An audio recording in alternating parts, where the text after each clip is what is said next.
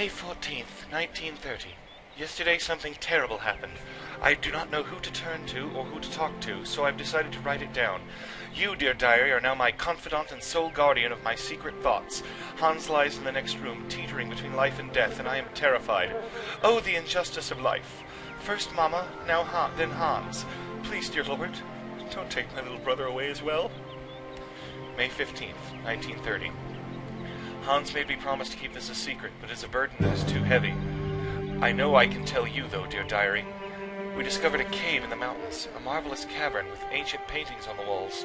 Only prehistoric man could have painted them because there were depictions of mammoths, which are prehistoric creatures as well, that much I know. I hate mammoths now. It's all because of them and that stupid prehistoric children's toy. Why, Hans, why did you try to take it? And why did I let you climb up there? It's my fault you're in a coma now. Hans, if you die, I do not know how if I will forgive myself. May 16th, 1930. Yeah, you know what? I'm just going to read the date rather than the year, because they're all 1930. Well, until they change. Hans has still not regained consciousness. Father cannot sleep, and Gertrude cries all day long. Outside, the heat is suffocating, but inside, the house is icy cold and dismal. I still have hope, though. I know my brother. I know his strength. He will pull through. He never gives in. May 17th. I cannot think of anything else but Hans. In all my waking and sleeping dreams, I see his fall over and over. I see his head hitting the rock and his oh-so-pale face softening. I have taken refuge in the attic. It is the only place where I will find any peace, wrapped up in all my memories. May 18th. 5 days have passed since the incident, and Hans still has not opened his eyes. To see him like this is unbearable. Please, God, protect him. Take my life, not his. May 19th. I feel so desperate, so alone. I want to snuggle up in Father's arms, but I dare not. He is just so impassive. Oh, Hans, don't leave me here. May 20th. It has happened. Hans has come back to life. He opened his eyes and uttered my name. My name! Do you realize? This is the happiest day of my life. I want to take to the streets and sing, to proclaim my joy to the world. Thank you. Oh, thank you, God. May 22nd. How wonderful and beautiful life is. Gertrude and I cannot stop breaking into uncontrollable fits of giggles. Hans even wolfed down his meal today. I knew he was tough, my little brother. Even Father smiled at me today when he said good morning.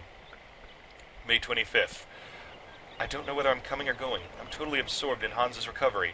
I have scarcely 5 minutes to myself to return to my refuge and scribble down these words. May 29th. It is very curious. Whether Hans is hungry, thirsty, or if he wants something, he cannot stop saying my name. He can't bear it when I leave him for even a second. Gertrude thinks I should move my bed into his room to help him sleep better. I hope that Father will agree. June 2nd. Today was the first day that Hans has left the house. We went for a short walk in the garden, but Hans is still very weak. The doctor said we should be patient and shouldn't rush him. It's so hard, though. I hope that life can return to how it once was. June 20th. Hans has been out of his coma for a month now. He still doesn't say much, and he has difficulty moving. He sits motionless for long periods of time, his eyes wide open as though lost in thought. I have often had to call his name several times before he acts, and then he will smile, and when he does, the moment is magic for me, and I couldn't possibly be happier. June 22nd. I had to talk to him. The burden was too great. I asked Hans about the accident in the cave to find what he could remember. He could utter only one word, mammoth, and his eyes glowed so strangely when he said that it frightened me. September 15th. I go back to school today, and for the first time in my life, I am dreading it. I am afraid of leaving Hans alone. Despite Gertrude's kindness and attention, I have the impression that Hans is much less nervous when I'm there. October 20th. While I was doing my homework yesterday evening, Hans crept up on me so quietly he made me jump. He took a pencil and a blank sheet of paper, and curiously, he started drawing. It is the first time since his accident he has done anything but daydream. October 28th. Hans scribbles almost obsessively. It is all he will do, all day long. I feel it annoys Father. Nobody else understands, but I see Hans is trying to draw mammoths. November 16th. Today is my birthday, and Gertrude has made me an apple pie, my favorite. But Father has not returned home for lunch, and Hans doesn't want to leave his room. The best present I could ever have is to see Hans on the way back to recovery. December 25th. Snow is falling. It is so beautiful. January 10th, 1931. The doctor visited to examine Hans. He seems happy that my little brother has fully recovered his faculties. It truly is a miracle. I don't understand why he doesn't talk more, though. Why isn't he livelier, like he was before? February 9th. It is Hans's birthday. Today he is 11 years old. I have the strangest of impressions he's lost 5 years rather than gained one more. February 24th. The doctor just left. I saw him whispering with Father. His serious expressions worried me awfully. What could they be hiding from me? I'm grown up now. At the age of 15, you can understand. You can understand everything. I'm sorry I killed the tone there, but Jesus Christ. I am too scared to ask Father what's happening. March 15th. I have been thinking, and it seems to me that Hans's attitude isn't normal. The shock of the fall in his coma must have been more serious. It must have had much more serious effects than we first imagined. Hans, my dear brother, what is happening to you? April 4th. I have discovered the truth. Hans is stunted, physically and mentally. I eavesdropped on a conversation between the doctor, Father, and Gertrude. Gertrude buried her tear-filled eyes in her apron, and Father muttered the word retard under his breath. How could he say such a thing?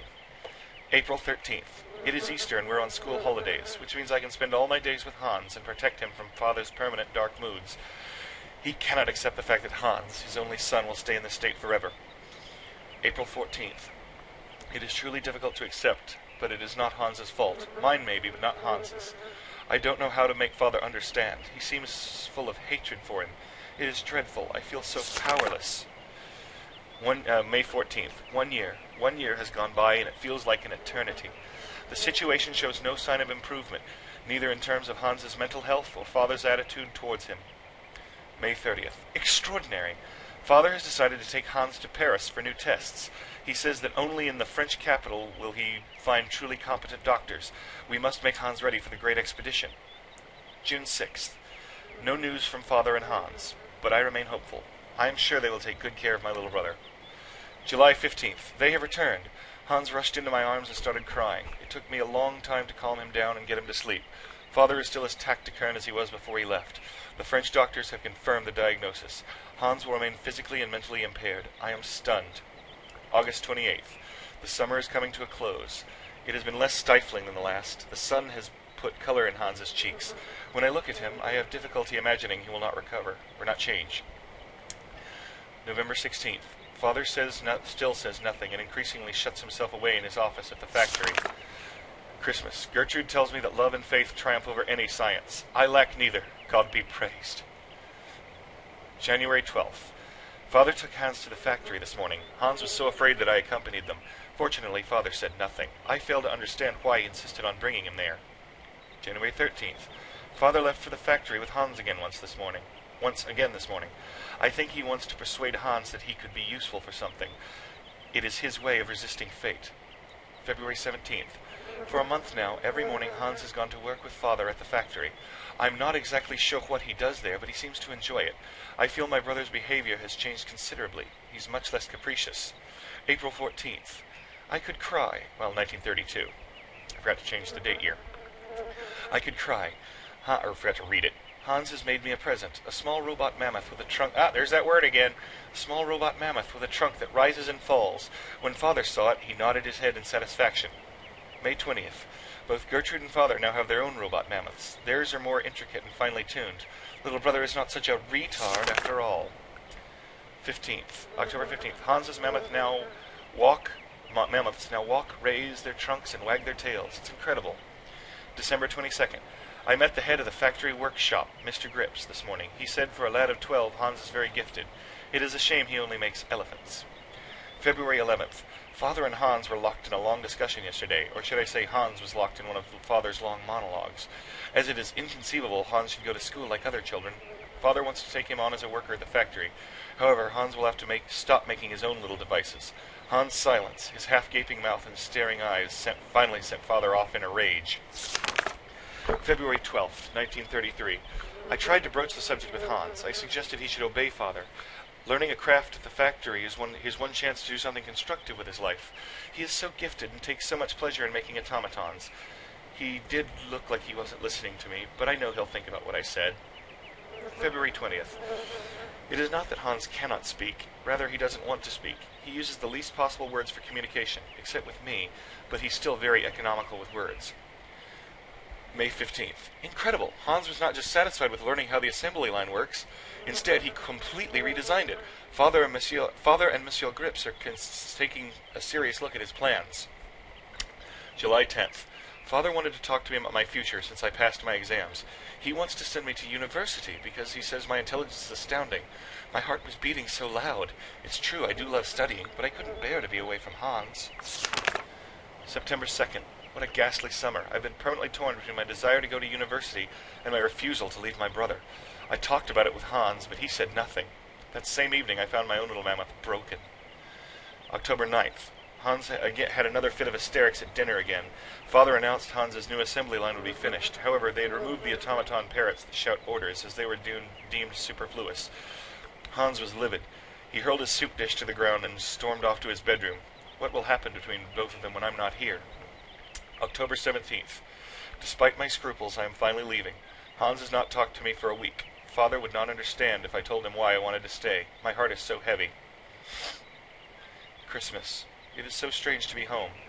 I had never left for such a long time before. Once we were alone, Hans did not stop talking. Words just leapt to his mouth. How we laughed at his excitement. He presented me with a delightful little ballerina. To replace the mammoth, he told me. I was so touched I started crying. Distance has done nothing to harm the strong bond between us. September 10th. It is strange to pick up this diary once more. September 10th, 1937. It is strange to pick up this diary once more. At first, my impulse was to tear it up, but I resisted. Instead, succumbed to my second desire, which was to write for a while. I am alone in my attic once more. I have been home for 2 months now, and after a summer spent living with the intense joy of being reunited with my brother, Hans has returned to the factory. Father has aged so, and Gertrude's arthritis causes her terrible pain. September 13th. All in all, these last 4 years have been kind to Father and Hans. Their relationship is less tense. They still do not exchange much conversation, but they now have a thing in common. The factory. I'm even beginning to feel a bit jealous. Silly, really. September 17th. Hans hasn't changed. To help Gertrude, he designed a totally automated kitchen, and Gertrude can't stop moaning at the wooden puppets. Oh, how I adore them. October 9th. I went to go see Father and Hans at work. I hadn't been to the factory for ages. It is strange how much it has changed. I was very curious to see them set about their tasks. I like Father's new office very much. Hans has a small workshop on the first floor, crammed with odds and ends, unfinished robots, that word again, and designs. Exactly as I imagined it, in fact. October 15th. The factory is working very well. Orders for toys keep coming in, spurred on by the run-up to Christmas. When I was at university and I said my name was Vorarlberg, people would ask me if I had any relation to the Valladolid family. Now I know the effect that Hans's genius has had on the family renown. November 2nd. To make myself useful, I started helping Father keep his paperwork in order, set his papers in order. The most extraordinary thing of all is that for the first time, I have the impression the three of us form a real family. December 8th. Hans never ceases to surprise me. Between home and the factory, his behavior is so different. In his workshop, he is serious, concentrated, a proper young man who keeps his eye on everything going on, constantly on the move and in control. One has the impression that each single toy is his own infant. At home, he turns back into a child once more and is either moody or a happy-go-lucky buffoon. Christmas. The most wonderful Christmas of my whole life. Hans and I could not stop giggling like children beneath Father's disapproving glare. I know that he was only pretending, really. Our hearts are so full of hope. January 5th. Hans came to see me in my bedroom yesterday evening. I felt terribly awkward, terribly ill at ease. I might have guessed. Hans wants to leave Valladolid, the house and the factory. He wants to go traveling. He doesn't know where to or for how long. That's just like him. I was so shocked I told him his plans were foolish. He left my room without a word, his head bowed. January 7th, 1938. I thought that he wanted to leave because of Father. Not at all. It's because of the mammoths. He wants to go tracking mammoths. I thought he had gotten over his obsession. I knew my brother only too well. I wouldn't dream of... What's the cat doing? Oh well. I wouldn't dream of telling him his quest is useless. It isn't worth it. He will not listen to reason. January 10th. I was so selfish the other evening. I returned to talk to Hans and ask him gently if he was so sure of his decision. I already knew what the reply was going to be. Nothing will make him change his mind. January 19th. Despite my profound sadness and despair, I must help Hans fulfill the destiny he has chosen and announce the news to Father. I fear the worst. January 24th. The worst is worse than my fears. Father's anger was terrifying. He shut Hans away in his workshop at the factory and has forbidden all visits except from Gertrude, who feeds him. February 1st. Father has decided that Hans should remain locked up for as long as it takes him to abandon his infantile decision. Gertrude tells me Hans is very despondent, yet highly resolute. The worry is driving me mad.